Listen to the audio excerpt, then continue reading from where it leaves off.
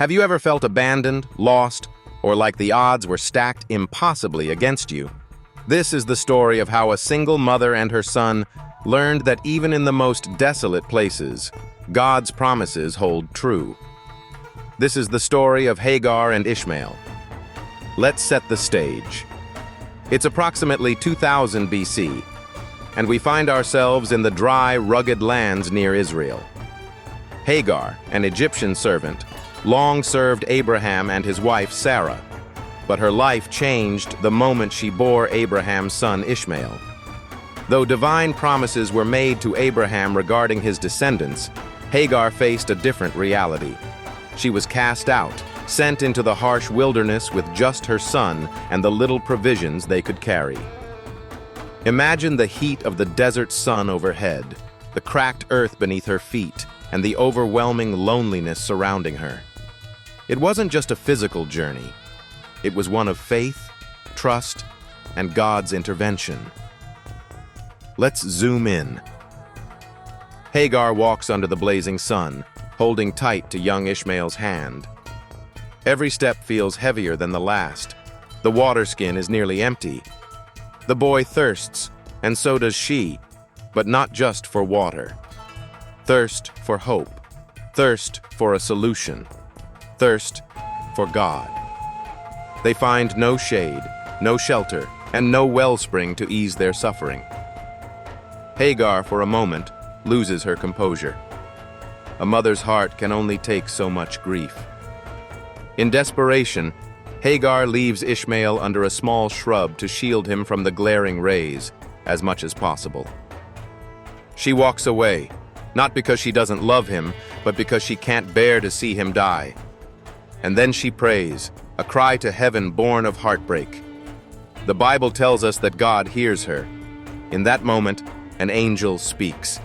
God's voice cuts through despair. "What is the matter, Hagar? Do not be afraid.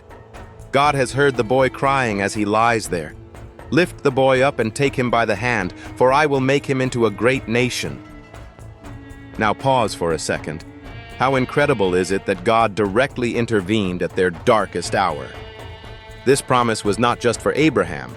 It extended to Hagar and Ishmael, a later reminder that God sees, hears, and remembers even those cast aside by society. The angel continues, and Hagar's tears transform into determination as if supernatural strength flows into her weary body. And then it happens, a moment of divine revelation. Hagar sees it, a well filled with water. Her parched throat would finally taste relief, and Ishmael, her son, would live. They both drink deeply, their souls rejuvenated alongside their bodies. But more than just physical survival, Hagar walks away with something immeasurable: faith. She realizes that no wilderness, no suffering, is too vast for God to find her. Ishmael grows up under God's promise, becoming the ancestor to several nations. This wasn't just survival, it was destiny unfolding, a family chosen to be the symbol of God's faithfulness even in the harshest of conditions. So what can we learn from Hagar's story? Life won't always be an easy path or one marked with abundance. Sometimes, like Hagar, we find ourselves in emotional or spiritual deserts, burdened by hardship and abandonment. But this biblical account teaches us that even there, God sees us. When all seems lost, and even when others have dismissed your value, remember, you matter to God. When Hagar cried out in despair, when her son was at the brink of death, God answered. He not only promised hope, but delivered it. And it wasn't a temporary fix, it was a generational blessing.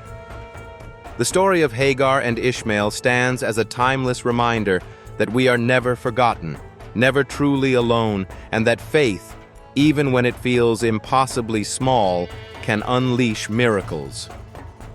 So the next time you face the desert of life, remember this: God hears, God sees, God delivers, and God keeps his promises.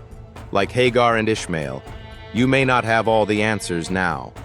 Your well might still be hidden, but rest assured, It's there, waiting for you to see it.